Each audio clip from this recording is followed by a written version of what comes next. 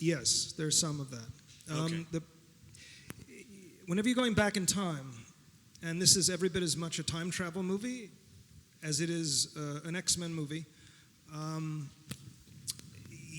there is those risks, and yet there are certain, so some of that's going to happen, and yet there are some things that, if you believe in certain physics and multiverses and in things like that, and then you also have a respect for the continuity as we have it. And mine is I'm less so entrapped in those previous films. Again, I'm not the audience, I'm just the filmmaker.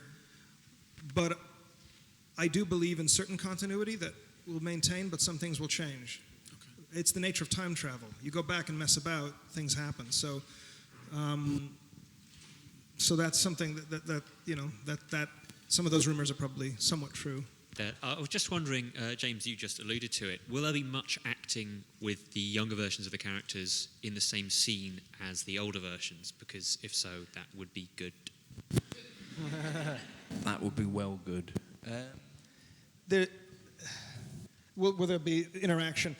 Primarily, since Wolverine is the journeyman, his interaction with the younger cast is primary. There is a moment which you'll see a beat of in this reel I'm going to show, where these two characters come face to face with younger self, older self. And we try to do it in a unique way. It's been done before, but my first opportunity to make a time travel movie, really wanted to do my very best to create a set of rules and respect them and stay within the continuity of those rules. But there's a bit of interaction like that. Not to put you on the spot or anything, but Hugh, besides Wolverine, who is your favorite character on X-Men besides yours? Come on, mate, man up. Don't be afraid. No pressure. Yeah, there's no pressure here. Listen, it's a very difficult thing to storm. It's a very, very difficult thing to say. Who is my favorite? But it's also a hard storm to kind of separate an actor from a part storm. So my general rule is do as many storm movies with Halle Berry as possible. Is that all right to say? We're both married, and it's very, listen, going back to the first question, I know that was a facetious question, I presume, but going back to the very first question, I'm in a perhaps unique position on this panel because the very first film I did in America was given to me by this man, and the film was X-Men 1. That was 14 years ago, pretty much got cast. It's almost impossible to believe. Like, I think everyone on this side of Brian feels how incredibly unique, rare, lucky, and blessed we are to be able to, 14 years later, come back together. I mean, we all knew each other. You guys knew me before I had kids. My son was born just as we were making first one. I mean, so much has changed. We've gone through together. And if you were lucky enough in your life to be in a film with just these actors, you would count yourself about as lucky as can be as an actor. If you look to the right of Brian, you see an unbelievable... Yeah. It's a whole... Raise all that. Just, yeah. I was like, what's he going to say? Then you realise this is what you get paid for, to work with them, right? No. In honest truth, this movie is two great movies in one. I can't believe the embarrassment of riches that I have, that I get to work with all of them here. And so the truth of the matter is you will never get me to say who my favourite is. Storm. Yes. I think I speak for the room when I say this is breathtaking to see you all on the stage here. So can you talk a little bit more about the first reaction you had when you even heard of this project? Did you think this is insane? Did you think this is impossible? Did you think this is about time this happens? Because this is not your regular sequel. This is more than just one sequel. It's an in-betweequel. It really is. An in-betweequel. Well, it's in the spirit of the comics, isn't it? I mean, the comics go forward and back, and they change the history, and you're never quite sure where you are. They change the look of the characters. I mean, and the movies are in that the mayhem of the X-Men world, but running through it all, of course, is this very important story, a very important message. It's about our lives, however fantastic the characters are.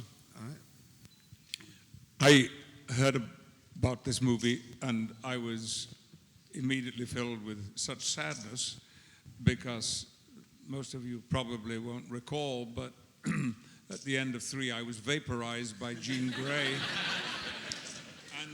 And that really hurt, by the way. It was, if ever, I hope it never has to happen to any of you.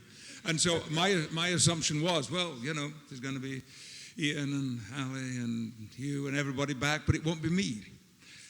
But something happened, which I am not allowed to talk about. Am I? No. Or you can if you want to. No, we just characters come back to life in comic. I just have to whenever I do something, I can't just do it flippantly. I have to at least believe in I have to believe that in the idea, the conceit. So in my own mind, I understand how Xavier is alive from X-Men 3. There's a beat at the end of X-Men 3 after the credits when his consciousness is sort of inside of this woman in a hospital. And then you take that, you mix it with some powerful mutants. And mutants can do a lot of cool stuff, so you can imagine anything's possible. So does that mean that Xavier is back, Brian? For the moment. That should be the tagline for the film, X-Men. Xavier is back. For the moment. Just your face like a machine gun. Catch it. But this is science fiction, and a moment can be anything you want it to be. Yeah, just, yeah. Well, We're digging a deep hole here, guys.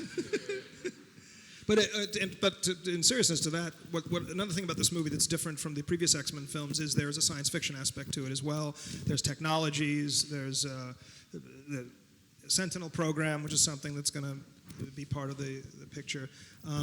So you've got the time travel and the science fiction elements are things that haven't been as explored in X-Men films in the past. So that also made it a challenge and fun and unique.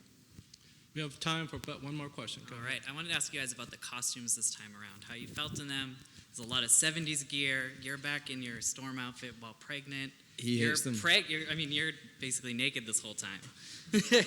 After wearing the costume in the last one, now you're full blue. She's pregnant, I'm naked. Sounds like a Come great see movie. the movie, it's great.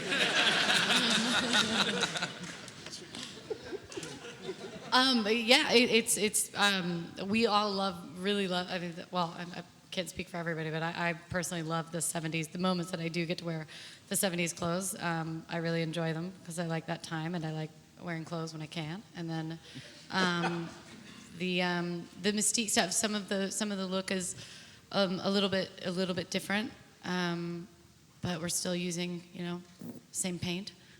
Jan wanted to make sure that this Mystique was a less innocent, evolved, getting closer to where Mystique was in X-Men 2. Well, she's also more comfortable. I mean, she, when we left the movie, she was mutant and proud. In the first, she was kind of struggling with that problem that a lot of normal human people struggle with being insecure about how they look. So she was very covered up in the first movie, but this time she is mutant and proud. My threads are awesome, to answer that. Lots of flares, chunky shoes, psychedelic shirts. There's a lot of brown jackets going on.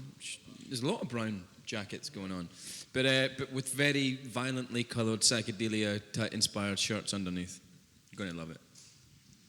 There's some very cool, again, just hit me if I'm saying anything I shouldn't, but in the future, the X-Men suits are really, I'm just pausing in case I'm going too far, are unbelievable. First of all, hell of a lot more comfortable to wear than X-Men 1 and 2, but they look really amazing. And people in the future wear suits who've never worn suits before, that's all I'm going to say.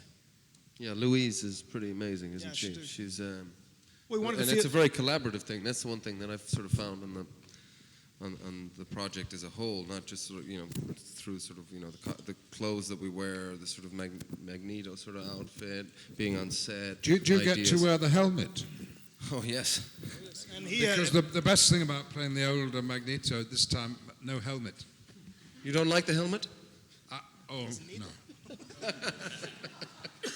When you have a face like that, who needs a helmet? We'll talk about helmets later, shall we?